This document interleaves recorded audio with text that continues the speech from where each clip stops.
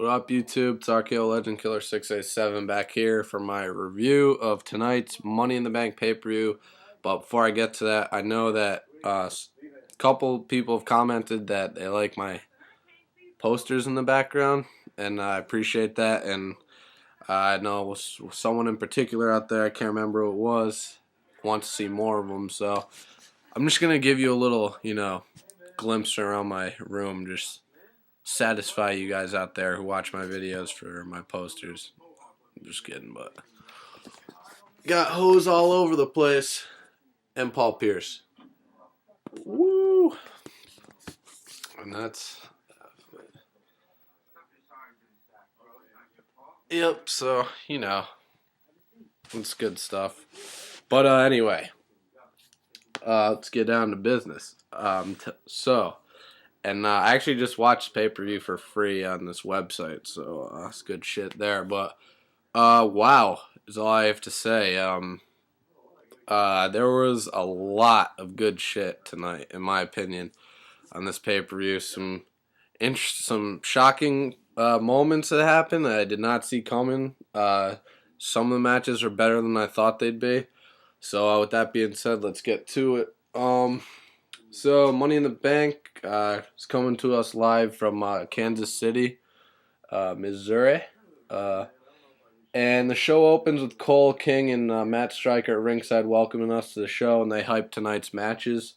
And the first match of the night is the Smackdown Money in the Bank ladder match. To kick things off, Kofi's out first, and Dolph Ziggler, Christian, Cody Rhodes, Matt Hardy, Drew McIntyre, Kane, and lastly, Big Show, who had a brace on his ankle / knee from Swagger's ankle lock. There were a lot of good spots in this match. I think this Money in the Bank was better than the match was better than Raw's. That's just my opinion. But basically, let's just go through some of the spots in the match. Big Show right away was taken out by a bunch of pretty much all the guys in the match, tossing the steel steps to eliminate him for a little.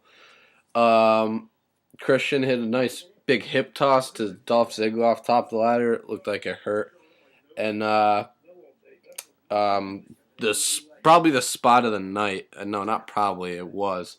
Kofi Kingston hit a ridiculously insane boom drop off the top of the ladder to Drew McIntyre through the Spanish announce table. It's funny how that table just always gets taken out. It's been happening for years. In the first match of the night, not even 30 minutes into the show, just boom, gone.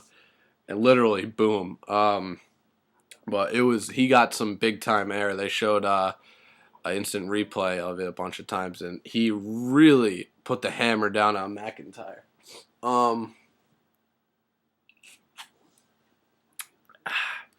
Let's see. So that was fucking awesome. You even heard some holy shit chants, which is always good to hear from the crowd. This was a pretty good crowd tonight, by the way, except for the women's matches, which is understandable. So Big Show, he tries to take a step up the ladder, normal ladder, and just breaks two of the levels, and then he just smacks and breaks another one with his hand. So he goes on the ring, gets out his massive, specially made ladder for himself, and he has a hard time getting in the ring. And I couldn't hear what he said, but King said, we can't really say what Show just said to you on TV. I think he was like, man, he's like, are you fucking kidding me? He's just looking around and shit. It's good stuff.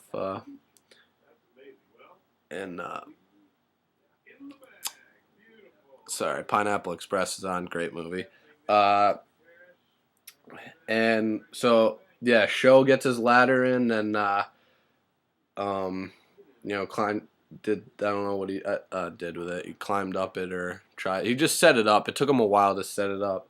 And Cody Rhodes hit he hit a big drop kick to Kofi, who was on the ladder from the turnbuckle.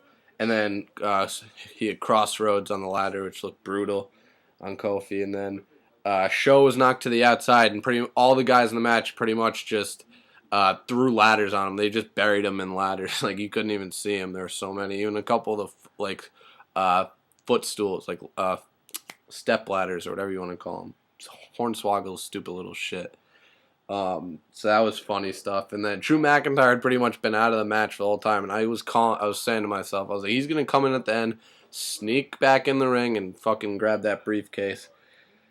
And then Dolph Ziggler was thrown to the ladders on the outside by Kane, and then Kane chokeslammed Kofi on one of the ladders, which is brutal. Kane's just a fucking wrecking machine these days. I like it. And then ending the match is Christian and Matt Hardy. Pretty much the ladder that was basically used as a reinforced one for Big Show. But Christian and Matt Hardy were on the top fighting, and I was hoping one of them would get it.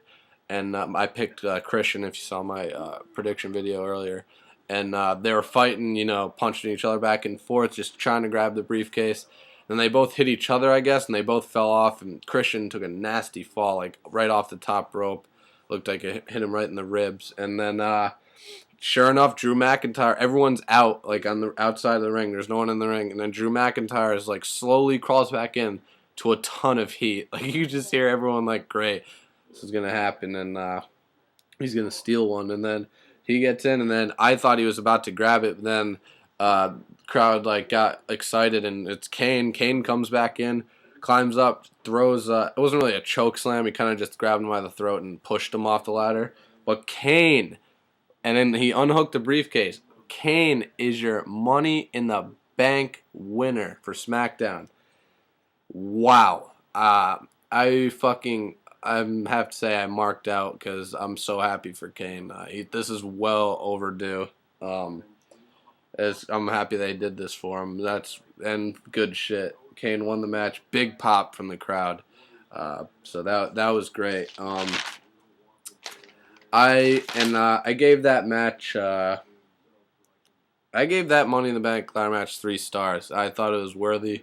It was a very solid match to start off the pay-per-view, and just some of the spots were absolutely ridiculous. I'm sorry if I didn't. I just covered mainly the big ones I saw. If I missed some, I apologize. But Kane, hell fucking yeah, that's what I'm talking about. And so next was, then it was backstage with Josh Matthews and Sheamus, and Josh is asking him, just asking him questions. Sheamus says, Arn Anderson and Cena were right, about Nexus, and but Sheamus says he hates Cena and he doesn't have any respect for him. And he said, when Cena's inside the cage tonight, Cena's gonna realize that Sheamus is a bigger threat to him than Nexus. So nice little promo there. And then we had the Divas title match between Alicia Fox and Eve.